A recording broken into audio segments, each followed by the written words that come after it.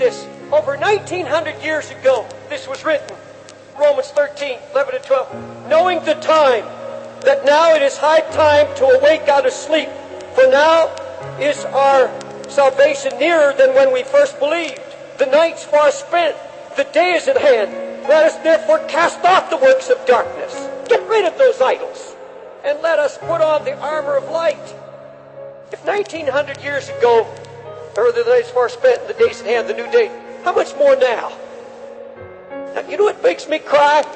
These disciples of Christ who were so far removed from His coming were expecting Him any moment. They lived diligently and they spent their lifetime. Jesus wasn't first, He was everything. I mean, they gave everything.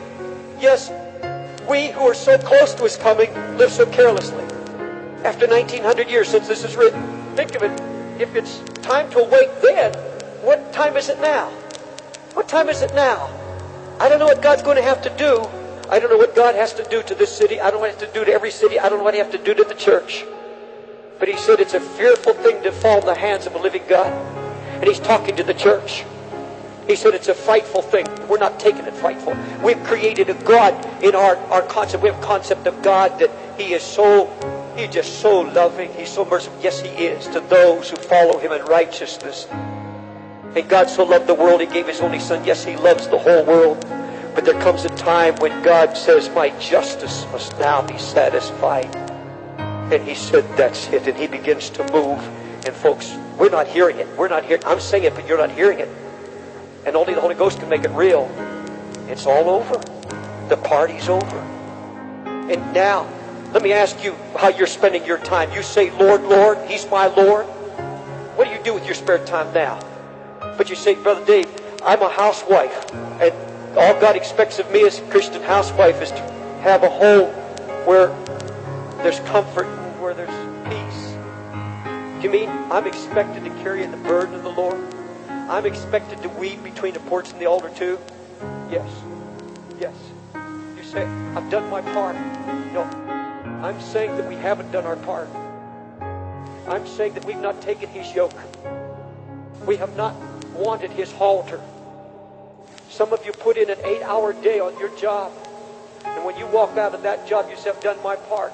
I'm hoping there's nobody works who feels after the job, it's all over. And I'm going to tell you something right now. He's going to move in His fury and His wrath.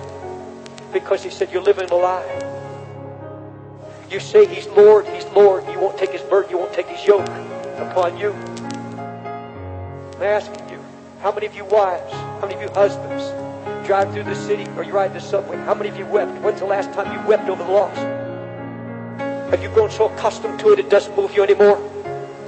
I've been in this city now for 30 years and it's moving me now more than it's ever moved me before because I'm getting the burden of the Lord. I'm realizing that it's not enough just to go out and pass out literature. It's not just enough to have a job for Jesus. I've got to have His Spirit upon me, His brokenness. I've got to be able to pray, oh Lord, do something in my heart. I'm just not an errand boy. I want your heart.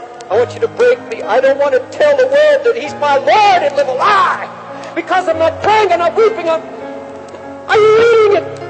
Are you digging into it? That's what God said to us, to go deeper in this Word. You have time. You say you don't have time. Yes, you have time for everything else.